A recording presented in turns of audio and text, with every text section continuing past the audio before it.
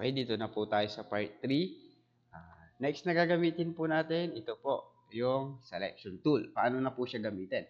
Since this is a vector graphic software, pag sinabi nating vector, i-made up po ng points, shapes, and curves, lahat po ng gagawin po natin dito. Okay? So, since shapes dito, hanap tayo ng shapes dito. Punta tayo ng shape. Ito, mga rectangle tool. Nandito po yung mga shapes. Pag press natin siya ng matagal, yan, lalabas po yung mga shapes dyan. Yan. So, check natin, rectangle. Gawa tayo ng rectangle. Dito pala, sa software na ito, pwede tayong magtrabaho sa labas. Okay, so gawa tayo ng shapes dito. Yan. Yan. Pag gumawa ka ng shapes, yan, ito, lalabas yan. Pag gusto mong perfect square, hold shift, and then, click drag mo sa mouse. Yan. Makikita nyo naman po siya sa screen kung ano yung pinipress ko. So, gayahin nyo na lang po.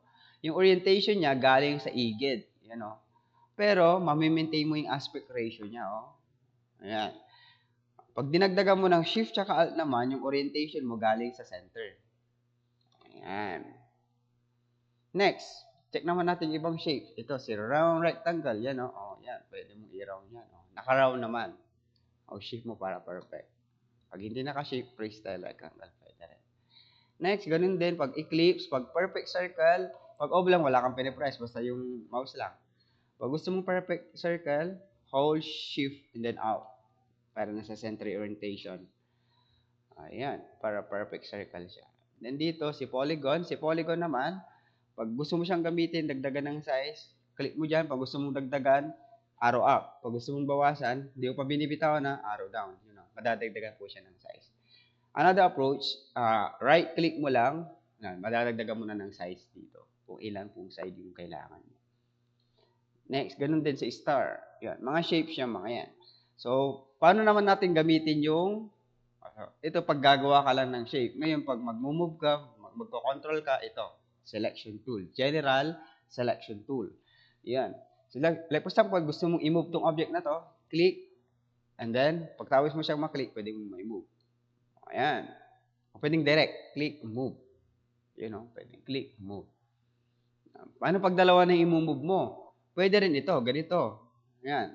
Click, drag. Ayan, pumasok sila sa linya. Basta madaanan po ng linya. Ayan. So, no, click, drag. Basta madaanan ng linya na to, nakikita nyo po yung dotted line. Yan. Iilaw na yan. Ayan. Ayan. Di pwede mo na siyang ma-move. Pero kapag magse-select ka na walang madadamay talaga, click mo yan, hold shift sa keyboard, and then click mo to. Pwede mo nang ma-move to. Hindi nadamay ito sa selection mo. Ganun din, hold, click, shift. Yan, mga additional selection ulit.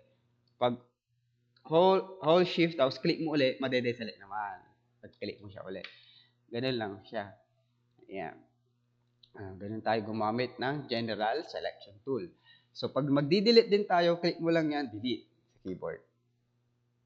So, ganun lang kadali. So, select all, control A, maseselect mo siya lahat. Pero pag marami na yung items dyan or object, maseselect sa lahat. Pag gusto mo lang namang i-delete. Okay? To deselect, control shift A. Yan, madedeselect na po siya. Ayan. Yan, paano tayo mag-scale up? Click natin yung object natin, mapapansin po natin, meron po tayo ditong node in mode of transformation na siya. Meron na siyang point of transformation. Pwede mong hilain yan dito. Click drag. Pagpalit naman, drag in. Ito, drag out. Ngayon, para hindi magalaw po yung aspect ratio ng isang object mo, kailangan naka-hold yung shift. And then, drag out mo. Yan.